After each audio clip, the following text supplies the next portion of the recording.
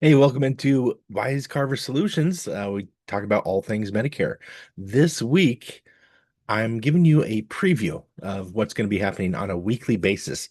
What I'd like to do is have a webinar available to everyone to come in and just kind of ask questions if you want. I'm going to go over general information. This is just educational purposes, right? And so this is just to give you an idea, break down all of the Medicare basics. And then if you have any questions, we can go a little bit further.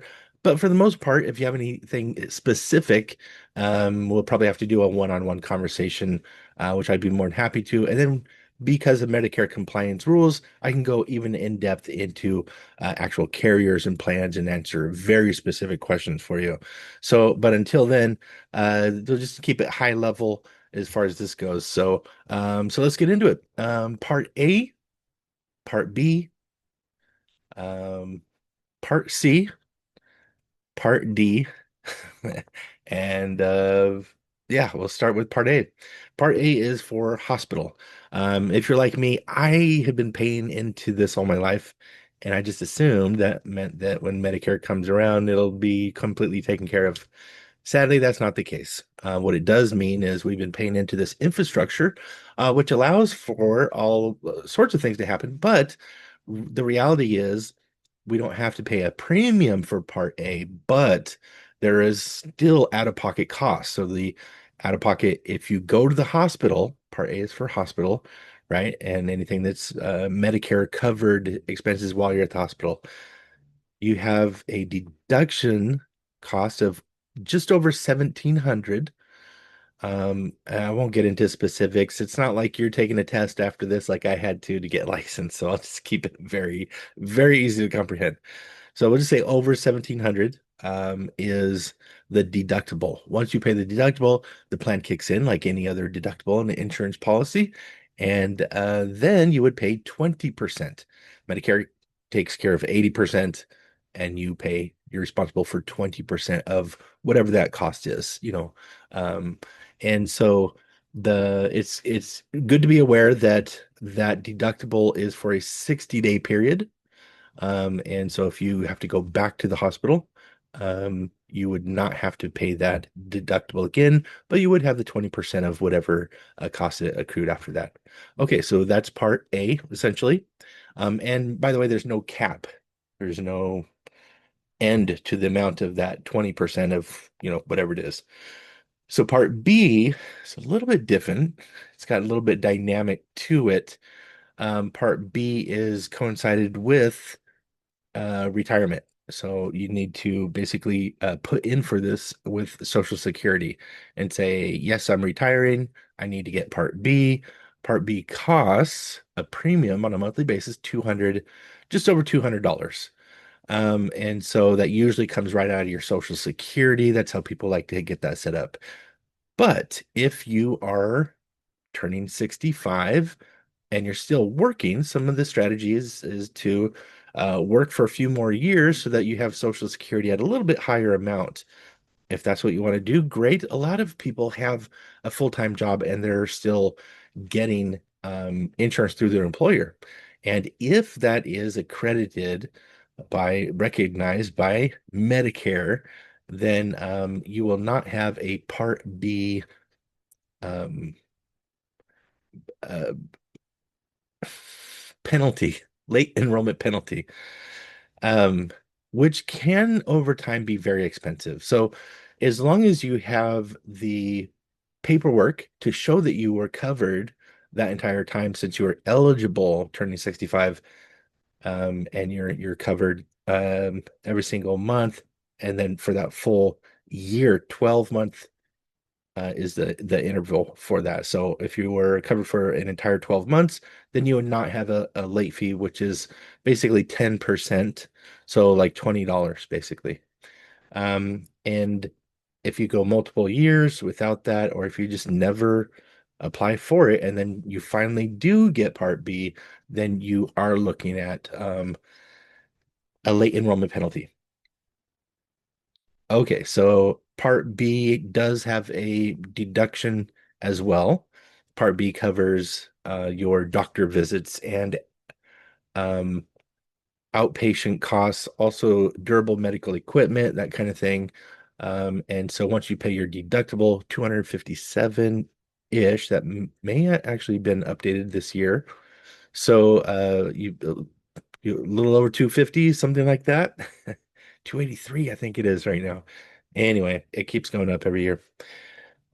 So once you make your deductible, then again, Medicare pays 80% of whatever Medicare covered um, service or item it is, and then you are responsible for 20%. So this essentially is original Medicare A and B. Okay, so now that you have A and B, you also need coverage for Part D. Part D is for drugs, medications. And so there's nothing to be signed up with Medicare for this.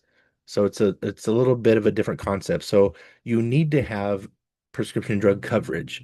The way you get prescription drug coverage is through an actual prescription drug plan, a standalone prescription drug plan, or the coverage that you have with your employer, if you choose to extend that. Or you can have a Medicare Advantage plan. Okay, so it is possible to have um, original A and B and a prescription drug plan, and that could be your coverage. You don't have a cap to that 20% that you're responsible for. And there's a large, that 20% gap that you'll need to take care of. Also, Medicare A and B, there is no dental, vision, or hearing, or a lot of the extras that come with a Medicare Advantage plan. And so you have basically two options. You can go through, get your supplement plan. Supplement plan is also known as Medigap. It closes that 20% gap. You pay a premium for this. This is beneficial for people that have the ability to pay this premium because you also need the prescription drug plan. So you have both of those premiums and Part B premium to be pretty expensive. Also, you need to realize that year after year, your premium for the supplement plan will go up because your risk factor is increasing as you get older. So that's just going to be an ongoing premium, and that may or may be problematic down the road. It might be problematic immediately, and looking at your budget, you just need to make a wise choice.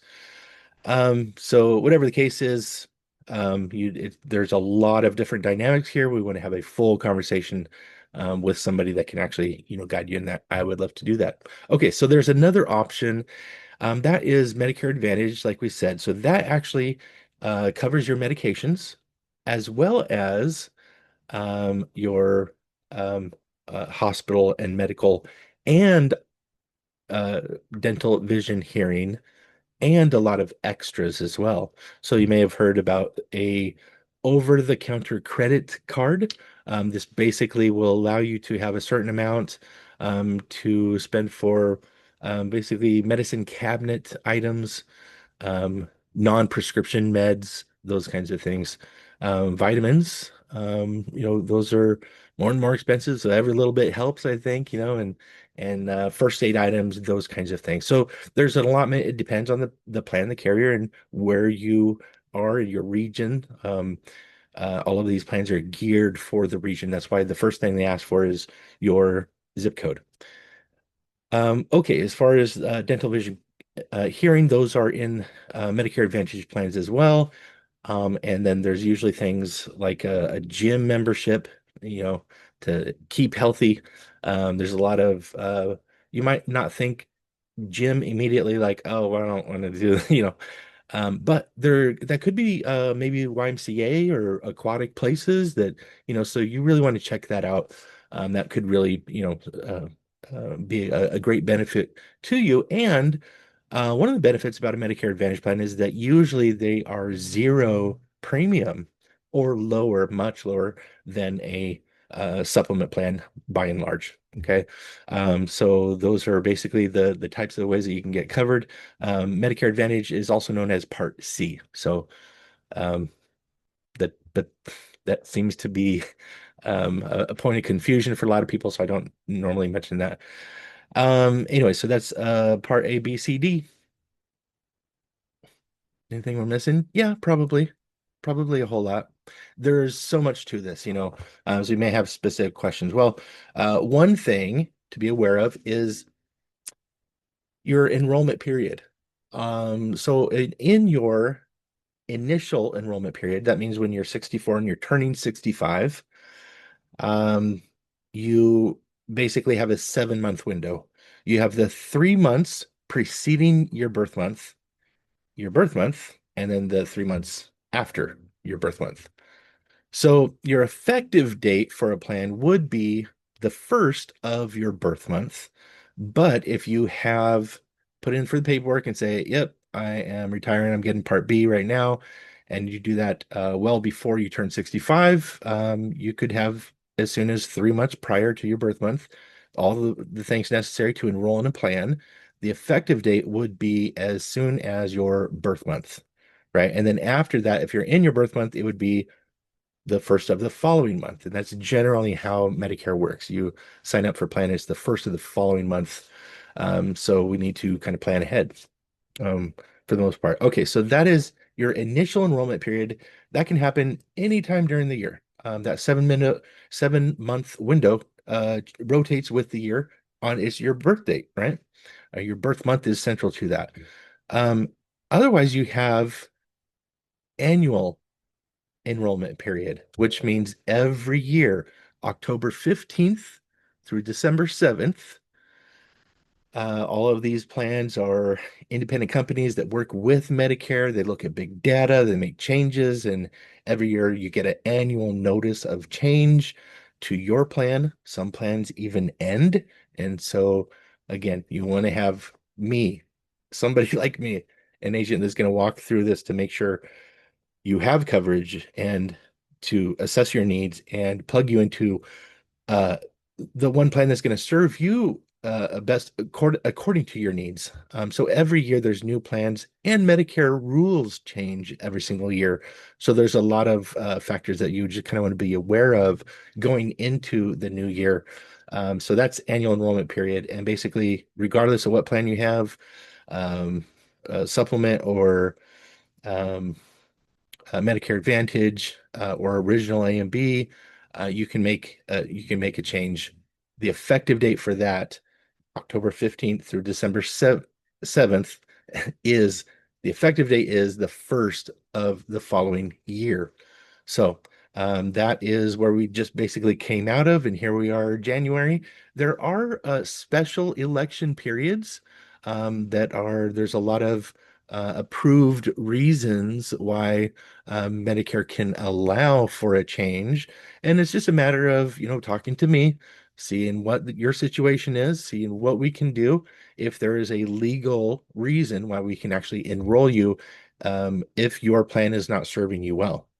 Okay, so if you need help with any of this, I'd be more than happy to help, especially if you are seeking help for a loved one. I love when people try to uh, find a solution for their loved ones, and I want you to be part of the conversation as well. I don't want to bypass you, I want to include you, but compliance means we need to talk to the decision maker. And unless you have power of attorney, it would be the individual themselves making their decision. So be aware of that.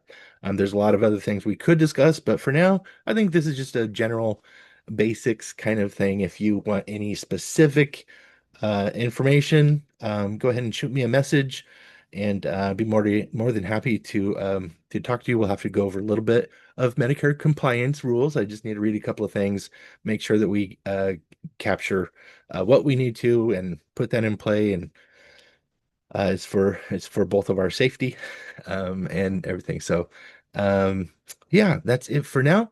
Next week, we'll revisit this. I'm going to have this every single week. I may get to the point, if I'm getting engagement, to go live where you can ask me questions live. Otherwise, I'm more than available here. So if it might be talking with a client and working with somebody. So just, but I'll commit to at least getting back to you within 24 hours. Okay, so my personal cell phone is 360-846-8200. 360-846-8200. I look forward to serving you and seeing what we can do for you, answer any questions you like, and find the solution that's going to make a lot of sense for you. All right, take care.